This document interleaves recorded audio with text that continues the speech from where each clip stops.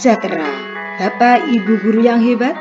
Bersama Ibu Ida Wahyudi, ayo kita belajar bersama satu materi pada PMM topik 1 kurikulum merdeka melalui aksi nyata. Mengapa kurikulum perlu berubah? Hal yang dipelajari dalam topik kurikulum merdeka adalah ada modul 1 dan modul 2. Sekarang kita akan memahami pengertian kurikulum. Kurikulum adalah serangkaian rencana dan pengaturan mengenai tujuan, isi, dan bahan pelajaran, serta cara yang digunakan sebagai pedoman penyelenggaraan kegiatan pembelajaran untuk mencapai tujuan pendidikan tertentu. Fungsi kurikulum pertama sebagai alat untuk mencapai tujuan nasional, yang kedua sebagai pedoman bagi guru dan murid agar terlaksana proses belajar mengajar dengan baik untuk mencapai tujuan pendidikan. Sekarang, apa saja komponen dalam kurikulum? Yang pertama tujuan, kedua isi atau konten, ketiga strategi, keempat evaluasi. Nah, sekarang mengapa kurikulum berubah-ubah? Nah, perkembangan kurikulum kita mulai dari tahun 2006. Namanya adalah KTSP 2006. Kemudian berkembang lagi dengan kurikulum 2013 yang dikenal dengan KTSP kurikulum 2013, dan terakhir adalah kurikulum merdeka. Ada yang menyebut dengan kurikulum merdeka belajar.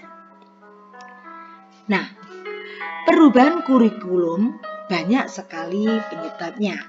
Nah, sekarang ada 3 alasan perubahan kurikulum. Yang pertama, agar relevan dengan perkembangan zaman. Yang kedua, agar dapat memenuhi kebutuhan belajar siswa. Dan yang ketiga, agar dapat menyiapkan generasi masa depan yang visioner. Nah, generasi masa depan yang visioner itu yang bagaimana? Yaitu menyiapkan generasi emas di masa mendatang. Nah, dengan adanya perubahan kurikulum, maka kita dapat menjawab isu-isu kekinian, seperti misalnya perubahan iklim global, teknologi digital, transformasi budaya, dan industri multinasional.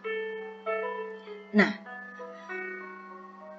murid seperti apa yang diinginkan pada kurikulum merdeka?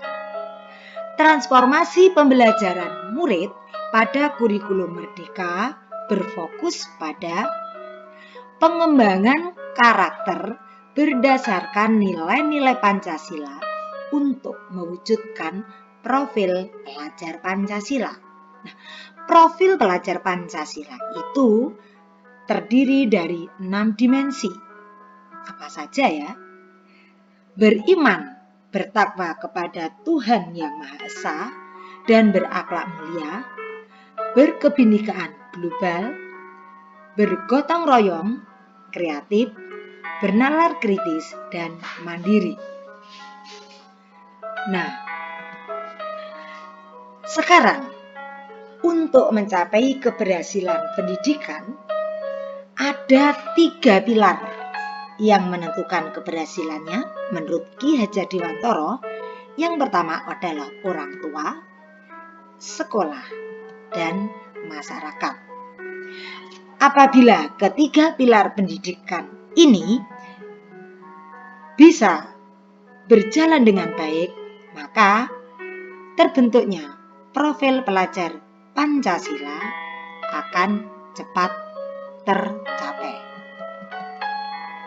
Sekarang, bagaimanakah pendidikan menurut Ki Hajar Dewantara? Pendidikan menuntun segala kekuatan kodrat yang ada pada anak-anak agar mereka dapat mencapai keselamatan dan kebahagiaan yang setinggi-tingginya, baik sebagai manusia maupun sebagai anggota masyarakat. Berarti anak sudah mempunyai kodrat yang berasal dari diri masing-masing anak. Guru atau pendidik menuntun agar bisa mengembangkan apa yang telah dimiliki oleh anak. Nah, kita sebagai guru harus dapat mengikuti kebutuhan konteks murid sesuai dengan perkembangan zaman. Sehingga kurikulum satuan pendidikan. Bagaimana kurikulum yang baik?